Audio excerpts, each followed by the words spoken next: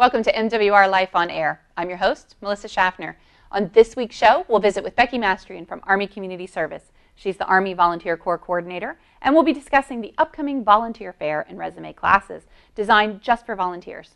Tara Goodson will be with us to discuss upcoming MWR events and activities, as well as giving us a sneak peek into the September issue of the MWR Life magazine for families and single soldiers.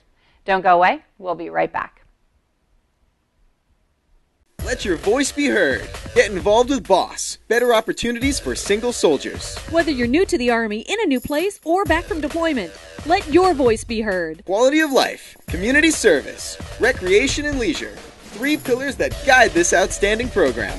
Join your fellow single soldiers. Get active with BOSS. Learn more at boss.armymwr.com. BOSS, the voice of the single soldier. Let your voice be heard. Welcome back. Are you looking to volunteer, to learn a new skill, network with colleagues, or give back to the community? Have fun? Our first guest on today's show is our Army Volunteer Corps Coordinator, Becki Mastrian. Welcome back to the show, Becki. Thanks, Melissa.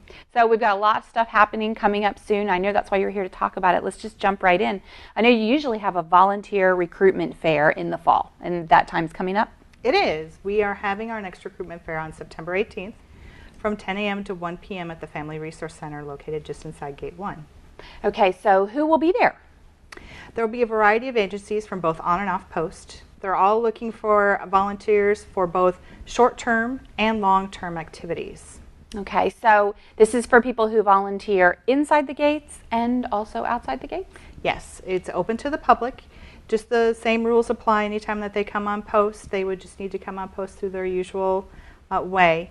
It is open to both on and off post volunteers, as well as I said earlier, on and off post agencies.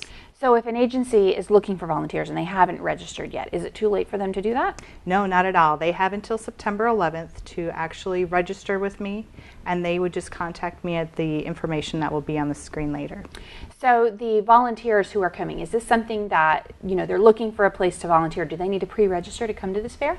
No, it is absolutely free for them to come, and they are welcome to come anytime between 10 and 1 that day. Strollers are welcome, children are welcome. Just stop on by and find out what volunteer opportunities we have for them. And you've already said that it's open to the public, so even if you're not affiliated with Fort Campbell in some way, you can still come and volunteer on Fort Campbell. Yes, we would love to have volunteers. So what makes this particular recruitment fair for volunteers different than one we've had in the past? Well, this one is scheduled just before our 2-day job fair that is held on the installation on the 19th and 20th of September. So this will be a good way for folks that are looking to job hunt, have an opportunity for them to ask questions and answer questions, do a practice run there with the agencies. And they might also find a volunteer opportunity while they're practicing. Well, yeah, because a lot of people know that it's a great idea to volunteer someplace before you get to work there. So you get to know people and what they do. It's never a bad idea if you can't find a job to stay busy and keep your resume up to date by volunteering. I know you also have a lot of classes offered on the same day as the recruitment fair. What else is happening? We do. We've got 2 classes scheduled. The first one is the Volunteer to Career Resume Builder. We usually have that in conjunction with the fair. And that's talking about why people volunteer, what job skill sets you have, and how to put that into your resume, what kind of resumes there are, and which one you would use in different situations. Our second class is the Interview Preparation class. And that is a preparation in showing what to wear, what to bring to resumes, what to say, what to do. They'll have instances where it's 3 different individuals interviewing. One does a bad job, one does an okay job interviewing, and one does a wow interview, and where the interviewer is very impressed with what's going on. We'll also have them practice in breakout sessions interviewing, and then they'll have a question and answer session at the end. So basically the skills that you're sharing with these potential volunteers are also things that they could use in getting a paid job.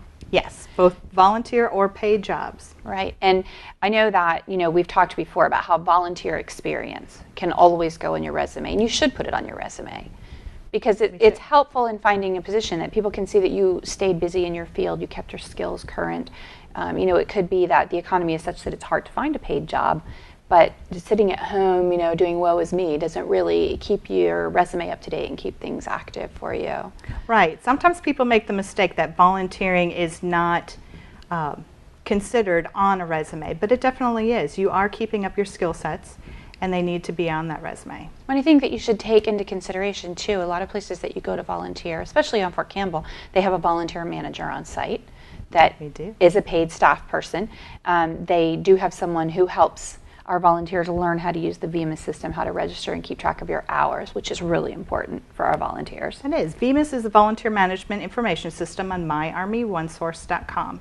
It's a place where our volunteers go at any installation and look for volunteer opportunities, apply for it there, and then once they're volunteering, they're logging their hours, and this moves with them wherever they're stationed. So no matter where you are in the Army, you can go into that same sort of place on VMIS where you've kept log of all of your work. Exactly. There's over 80 installations that are using the same system. And we've been using it for quite a while here at Fort Campbell. We have since 2006. I think another thing that's important as a volunteer is to think about your work as real work, whether you're getting a paycheck or not. We do need to think about interviewing people who are coming. Are they a good fit? Do they have the skills that we're looking for? Is it going to be something that they're going to enjoy and want to continue to do? Are they going to grow and learn and have professional development opportunities as a volunteer? All of those things are important regardless of whether it's a youth volunteer under the age of 18 or, someone who's a military spouse or even a retiree who just wants to get out of the house for a few hours a week. Exactly. Well, we're so glad you're here to manage all of this process for us. I know it's really important to have all of that sort of come together in one place, and we know that happens under your watch, and we appreciate that. Well, thank you, Melissa. Thanks for coming back. You'll come back again? Oh, of course. Stay tuned. We'll be right back. On Chicago's South Side, you either escape the neighborhood or get swallowed up by it. Stop moving. Dr. Grace Devlin 2, 1. did both. Where have you been? I had a patient with a pounding headache. This September, caught between two worlds. You came to me pleading for your brother's life. I never agreed to kill somebody. Yes, you did. How do you do the right thing when you owe the wrong people? Remember, you now belong to me. Mob Doctor premieres September 17th on Fox.